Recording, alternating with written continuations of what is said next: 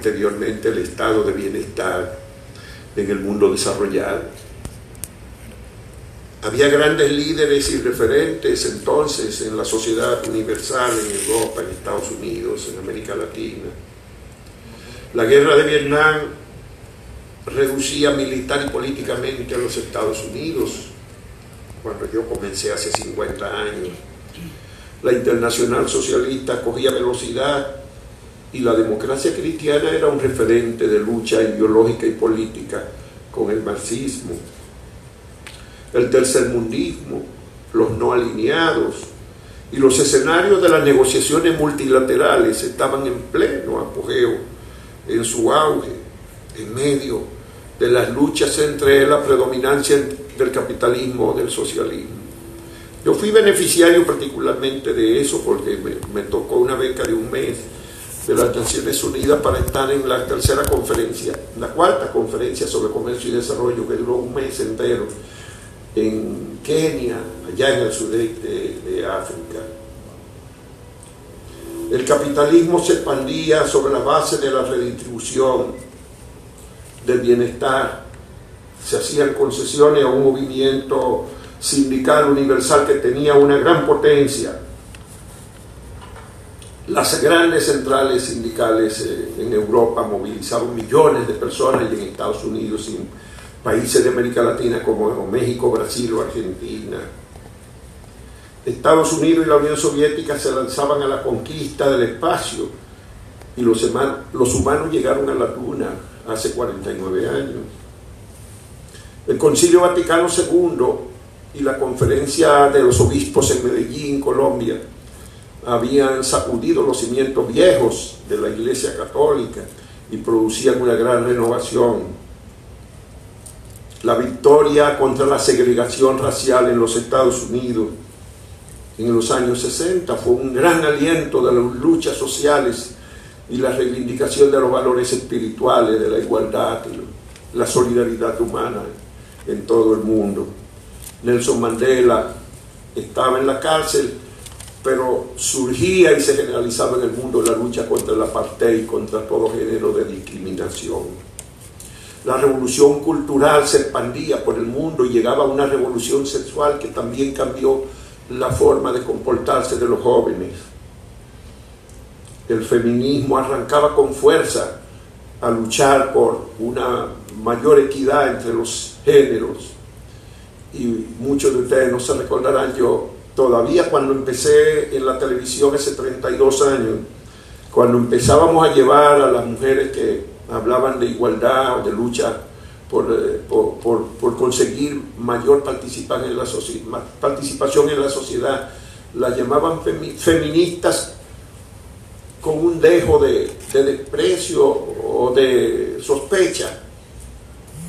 Afortunadamente, si en algo cambió el mundo, y cambió particularmente el mundo dominicano, es que se transformó la concepción machista, y las mujeres, ya nadie se atreve a discriminar o a ver con sospecha ojeriza ninguna mujer que se plante y reclame sus derechos, aunque falta todavía mucho terreno por transcurrir. Esa revolución cultural abarcaba todos los ámbitos. La literatura latinoamericana alcanzaba el gran boom, con los grandes literatos que incorporaron los problemas sociales a la literatura. La poesía transformaba las canciones populares, desde los Beatles hasta Joan Manuel Serrat, o Patsy Andión, o Mocedades, o esa gran playa de los cantantes y cantautores latinoamericanos.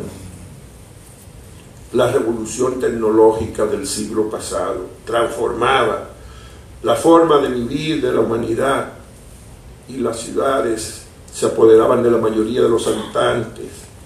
El mundo pasó de rural a urbano en unas cuantas décadas. La revolución cubana incendiaba las praderas en América Latina, los montes y las urbes, y el Che Guevara se inmolaba en Bolivia hace 49 años. La República Dominicana tuvo el mayor movimiento político-social de la historia, de nuestra historia, con la revolución constitucionalista, que tuvo que ser aplastada por una invasión de Estados Unidos bajo tremendo pretexto del peligro comunista, una de las torpezas más grandes de la política exterior de esa gran potencia en toda su historia. Y aunque padecimos una cuasi dictadura en los años siguientes, cuando nuestro país pagó como nadie el costo de la Revolución Cubana, porque los Estados Unidos querían ver un Fidel Castro en cualquier dominicano que se parara en una tribuna a reclamar derechos o libertades o autonomía. Nosotros padecimos una cuasi dictadura, pero le cerramos el paso a quienes pretendían restaurar la noche de la tiranía. No se pudo. El movimiento social, sindical, los clubes culturales resistían las embestidas, las universidades y los jóvenes, los estudiantes, las organizaciones profesionales eran reductos libertarios insobornables que recordaban persistentemente los 31 años de la tiranía y se negaban a aceptar que pudiéramos repetirlos. Juan Bosch, José Francisco Peña Gómez, muchos otros dirigentes de la izquierda movilizaban la mitad del país tras propósitos de redención social, de nuevo ordenamiento institucional y de la moral y la ética en la vida pública. Pero nos agarró también el final de la Guerra Fría con el final del siglo pasado, ese siglo esplendoroso de tantas transformaciones que nos dejó el Internet para revolucionar por completo las comunicaciones después de haber pasado por la televisión, primero por la radio, la televisión, los satélites, las comunicaciones intersatelitales y la expansión de todas las tecnologías de la comunicación. Al final del siglo cayó el telón de la llamada Guerra Fría y todos dábamos la bienvenida al nuevo milenio con el entusiasmo de que sin la Guerra Fría íbamos a alcanzar un mundo más organizado. Tremendo error en que estábamos. El mundo unipolar se hizo más injusto y distante. El neoliberalismo, que había empezado con toda su fuerza en las últimas 2 décadas del siglo pasado, alcanzó su mayor esplendor y se impuso por todos lados. El capitalismo ya no tenía necesidad de hacer concesiones, ni siquiera en sus propias metrópolis, a los trabajadores. Se endureció. Ya no le tenía miedo al comunismo, y mucho menos al tercermundismo. Y comenzó incluso la reducción del estado de bienestar en las propias sociedades europeas y norteamericanas, es decir, en el mundo desarrollado. Este mundo se fue quedando sin paradigmas, sin líderes paradigmáticos. Ya no había ni Kennedy, ni De Gaulle, ni Mitterrand, ni Willy Brandt, ni Mandela, ni UTAN, ni Castro, ni Allende siquiera.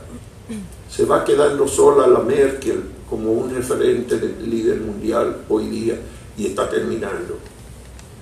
Quedamos en manos de los Donald Trump, de los Maduro, de los Bolsonaro, con auge sin duda de un neonazismo que amenaza la unidad europea y arroja resultados tan absurdos, tan contradictorios con 5, 6 o 7 décadas de progreso europeo como el Brexit, que niega la unidad de Europa después de tantos años después. Pero pronto el neoliberalismo iba a mostrar sus profundas debilidades y las contradicciones, generando una grave crisis financiera que en los años 2007 y 2008 sacudió el universo. Y dicho sea de paso, hay quienes creen que fue superada, pero algunos grandes pensadores economistas del mundo desarrollado están advirtiendo que estamos cerca de volver a repetir una crisis similar con repercusiones que pudieran ser incluso más graves. La gran acumulación de la riqueza en el mundo se ha convertido a su vez en una gran amenaza para la seguridad, con el 1% de la población que controla igual riqueza que el 99% restante. Es decir, que 72 millones de personas, de los 7.000 y un poco que son, 72 millones nada más, tienen igual riqueza que los otros 7.128 millones de seres humanos. Y que 65 individuos, 65 nada más, acumulan la mitad de la riqueza del mundo en el día de hoy. Desde el 2001 el terror se apoderó del mundo en una demencial confrontación y choque de civilizaciones, de culturas, de fundamentalismos religiosos, de exclusiones en vez de inclusiones, como había sido la pauta después de la matanza de la Segunda Guerra Mundial. Desde entonces, la inseguridad y la incertidumbre se imponen en los mismos países desarrollados y en todas partes. Los excluidos y explotados invaden el primer mundo hasta saturar los ámbitos de la inmigración. Millares de cadáveres convierten el mar Mediterráneo en un inmenso cementerio, porque aún este año, cuando ha disminuido el flujo de los 3 o 4 años anteriores, este año han muerto más de 1.600 personas intentando tocar la puerta de Europa en el mismo mar que le da entrada desde el tercer mundo. Por todas partes hay sacudimientos. No excluye ni siquiera la Iglesia Católica, afectada por una inmensa crisis moral que ha conmovido profundamente al Papa Francisco, batallando casi solo a veces por sacarla de la asfixia y por recanalizar las energías renovadoras del Concilio Vaticano II y de la Conferencia de los Obispos de Medellín. Dentro de todo ese cuadro, de ese panorama de hoy, de un mundo que fue esplendoroso a finales del siglo pasado, que avanzó tanto en los primeros 50 años de la información, con los primeros 60 o 70 nos encontramos ahora con un declive y unas incertidumbres muy grandes de hasta dónde puede llegar un mundo donde los líderes son Donald Trump o Bolsonaro. ¿Qué vamos a hacer en los próximos años para reconstituir el estado de bienestar en los propios países desarrollados?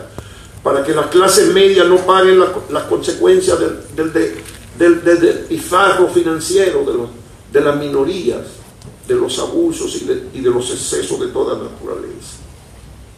En la República Dominicana, como en muchas partes, hemos avanzado físicamente, hemos construido una sociedad urbana. Cuando empezó la información, el país era, como diría el poeta Héctor Inchautegui, apenas 2 o 3 casi ciudades, que eso éramos entonces. Hoy día tenemos un gran esplendor urbanístico, pero la sociedad dominicana sigue afectada por profundos déficits institucionales, éticos y morales, por una desigualdad que se cuenta entre las mayores del continente, por unas exclusiones y una falta de sensibilidad y de visión de sus líderes que causa serias preocupaciones, por la ausencia de grandes liderazgos. Cuando a finales del siglo y principio de este desaparecían los grandes líderes que habían dominado la segunda etapa del siglo pasado, todos teníamos la ilusión de que esa desaparición de esos líderes iba a traer una gran renovación del liderazgo nacional y una gran expectativa de progreso y de fortalecimiento de la democracia y de las instituciones. Ha pasado como ocurrió en el mundo con la caída del muro de Berlín y el fin de la Guerra Fría, que las ilusiones de nueva etapas se han hecho agua y sal y se nos está yendo entre las manos. El último que intentó o que esperamos que iba a ser el líder renovador de esa fuerza institucional, el presidente Leonel Fernández, renegó pronto del credo bochista y él y los suyos reivindicaron tal vez la tesis de la dictadura con apoyo popular, pero sin las virtudes éticas ni morales de su fundador. Y entonces levantaron una estructura de dominación política en unos compradores de todo lo que se puede encontrar en el mercado humano de la sociedad dominicana, pervirtiendo las instituciones y las personas. Desguayangaron los partidos tradicionales a base del dinero y de los organismos y de los tribunales del Estado. Los desguayangaron, los compraron, los pervirtieron, absorbieron el liderazgo sindical hasta convertirlo en absolutamente insignificante, que no representan ni siquiera a los trabajadores en la seguridad social, montada sobre un trípode. Y ese trípode, el único de los tres que tienen derecho a veto, el único que nunca usa el veto son el de los trabajadores, el de la seguridad social, porque los trabajadores, porque los sindicalistas no nos representan. Se le olvidó su condición. Pero eso ha ocurrido con una gran cantidad de instituciones. Absorbieron el liderazgo social y barrial popular. Absorbieron gran parte de los comunicadores. Miles de periodistas, comentaristas, locutores pasaron a ser parte de las nóminas públicas en una absorción de lo que inciden en la formación de la opinión pública sin precedentes, incluso en muy pocos países del mundo. Dominación absoluta de la justicia, del Congreso, de los organismos de control financiero y electoral, el Ministerio Público, todo lo que se mueve bajo un control político absoluto. Es casi la dictadura perfecta de la que habló en una ocasión Vargas Llosa, refiriéndose al Partido Revolucionario Institucional PRI de México. Todo eso en un marco de crecimiento económico que genera un gran espejismo de la sociedad dominicana, del que se benefician las élites y sectores de la clase media, pero no solo las élites económicas, también las sociales y profesionales. Las academias, la mayoría se han convertido en fábrica de profesionales. Los estudiantes, los jóvenes, se olvidan de sus responsabilidades. Y asistimos a un crecimiento, como decía Pavelis hace unos meses, con esteroides, que en 10 años duplicó la deuda pública y la lleva ya al 60% del Producto Interno Bruto, cuando se contabiliza por completo la de todo el Estado, incluyendo la que no está registrada, la deuda pública silenciosa, la deuda pública clandestina, que suma también miles de millones de pesos. Debemos ya 46.000 millones de dólares, según lo que ha contabilizado recientemente Apolinar Veloz, un economista dominicano que acaba de regresar de años de trabajo en el Fondo Monetario Internacional y sabe cómo se calcula eso. Es decir, que hoy día cada dominicano, aún el más pobre que nace en cualquier parte del territorio nacional, ya no llega, como decía estos días, no llega con un plátano o un pan bajo el brazo, sino con un pagaré por 4.600 dólares, es decir, 235.000 pesos, que muchos de ellos no van a ver nunca juntos en su propia vida. El aparato productivo que hemos construido a lo largo de estos años es un aparato incompetente, que no ha podido desarrollarse porque las estructuras del Estado dominicano lo ahogan, porque todo lo que se desarrolla es el gobierno, que solo tiene ventaja competitiva con Haití y no puede con Centroamérica. Ni siquiera con los países más pobres de Centroamérica podemos competir, con un déficit comercial el año pasado de 9.000 millones de dólares, dependiente de un turismo que cada vez más es extranjero, porque el 80% de las habitaciones están en manos de empresas extranjeras, que recibe 7.000 millones, 6.000 millones de dólares, pero repatria más de la mitad en importaciones, en servicios, en beneficio de esas empresas. Ironía, tenemos un discurso extremadamente antimigrante por el flujo haitiano, pero hemos exiliado a 2 millones en los últimos 50 años.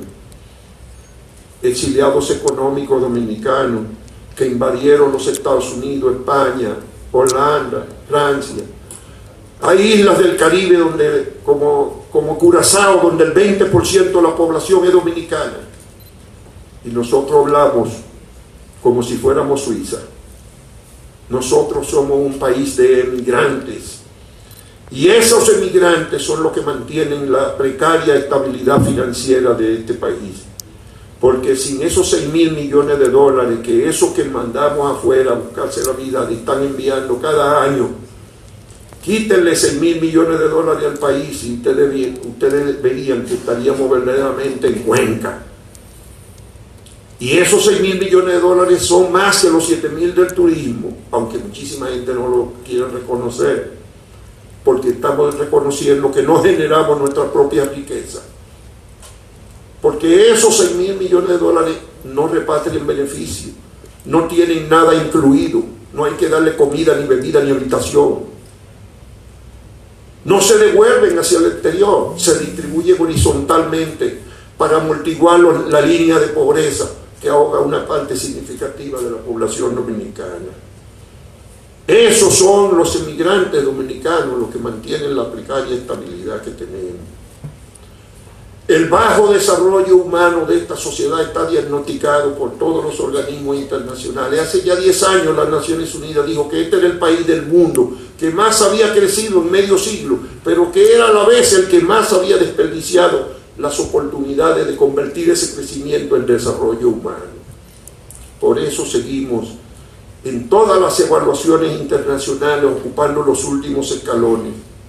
Da vergüenza el nivel en que se encuentra la República Dominicana, por ejemplo, en el índice de competitividad global del Foro Económico Mundial, donde aparecemos en los últimos niveles en malversación, por supuesto, en 140 países, entre los últimos 10, en mayor nivel o entre los primeros 10 en mayor nivel de malversación de lo público. En más de confiarse en las instituciones fundamentales como los organismos judiciales o la policía. Estamos en los 10 peores en ética empresarial, también en esas evaluaciones. Pero nos diagnostican entre los peores en materia de inversión en salud pública, en educación, en matemáticas y en lenguaje. Apenas ahora, después de muchísimos años de lucha, estamos invirtiendo un poco de dinero en la educación para tratar de cambiar el curso del desarrollo humano dominicano. No hemos podido resolver los problemas fundamentales de agua potable. La mitad de los hogares de la vivienda de este país todavía no tienen agua adentro, y la otra mitad de la vivienda tiene apagones cada día, y la industria y los servicios y los productores dominicanos tienen que bregar con plantas propias y competir en desventaja con otros países. Alcantarillado sanitario es solamente el 15% de la población de la gran urbe de Santo Domingo que tiene. ¿Qué es lo que hemos mejorado? ¿Qué es lo que es la organización social dominicana? Cuando no respetamos ni la luz roja de los semáforos y creamos las leyes para después burlarnos de ellas. Por ejemplo, la ley de salario público del sector público la discutimos durante 20 años. Y hace 6 años que fue promulgada y todavía nada más se ha puesto en vigencia para los salarios altos, para los de abajo nada. Nos acucian todas las mediciones en todo lo que tiene que ver con seguridad, en lo que tiene que ver con embarazo de adolescentes, con violencia intrafamiliar, con feminicidio, con mortalidad infantil y materna. Señores, este año el país está creciendo 6%. Esos son lo que dicen las estadísticas. Y las muertes infantiles han crecido 30% en relación al año pasado.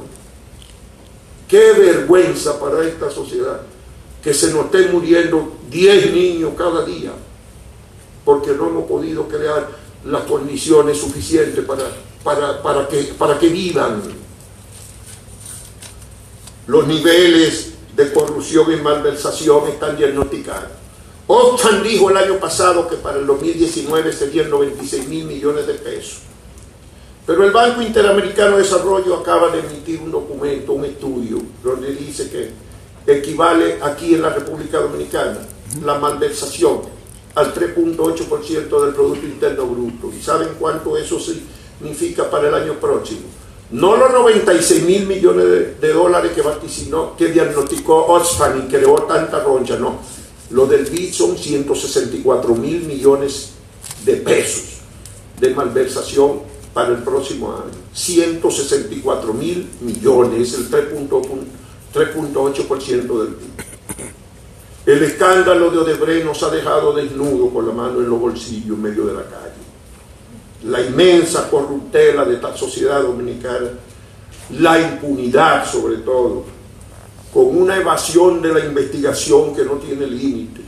Este es el país del escándalo donde proporcionalmente hubo más sobornos y hubo más corrupción en Odebrecht, atendiendo a la población y a la economía dominicana y al territorio también. Sin embargo, aquí no hay sanción. No hay una sola persona presa en este momento. Y el expediente que se elaboró es una ofensa a la inteligencia de todos. Imagínense que de los 7 que hay presos, que están presos no, que están procesados, hay 3, digamos que hay 2 por lo menos que son el sobornador y su abogado, habría que ponerlo aparte, y el abogado de uno de los encartados habría que ponerlo aparte. Son 3 de 7, quedan 4 de haber sobornado a los 32 diputados y a los 32 senadores y a todos los diputados. Cuando los 32 diputados eran de un mismo partido, hubo uno solo que recibió soborno y que convenció para que los otros 32 votaran, siendo todos del mismo partido que mandaba los proyectos. Esa es la burla más grande que se puede cometer y la demostración más fuerte de la impunidad que prevalece en la sociedad dominicana. Frente a todo eso, ¿qué nos queda? Nos queda una juventud que quiere irse del país.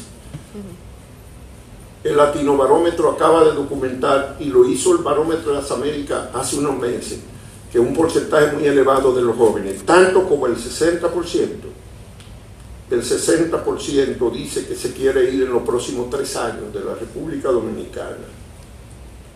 Pero bueno, y no hemos construido una gran sociedad. ¿Y qué es lo que está pasando? Y además, ¿para dónde que se van a ir? Las fronteras de la migración se están cerrando. Ya no vamos a poder despachar otros 2 millones de dominicanos al exterior en los próximos 50 años. Es aquí donde vamos a tener que vernos la cara todos. Y ocurre que el 32% de los jóvenes dominicanos de hoy están desempleados. Casi 1 de cada 3. Y el 23% ni estudia ni trabaja.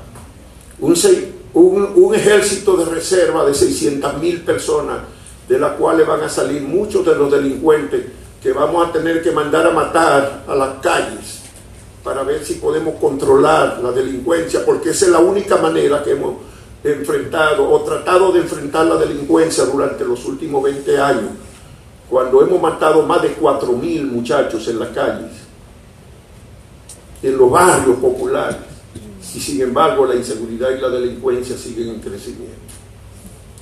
Como nos pasamos años tratando de sancionar a los dominicanos de ascendencia haitiana que nacieron en el país y que tenían ya un documento, pero mientras estábamos en eso, la migración haitiana se duplicó en 4 o 5 años, y todos estábamos contentos con que le estábamos quitando los papeles a los que ya lo tuvieron en una ocasión, aunque fuera 80 años hacia atrás, en una cosa que no tenía explicación ni justificación universal, que logró la condena de todo el mundo. Hasta el 29 le quitamos hasta los que nacieron después, hasta el año 29 le quitamos la nacionalidad.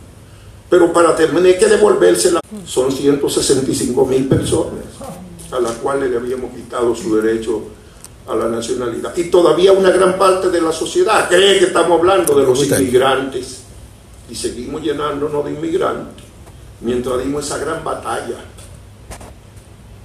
Todos sabemos que hay un 70% que manifiesta insatisfacción con la democracia dominicana, porque la política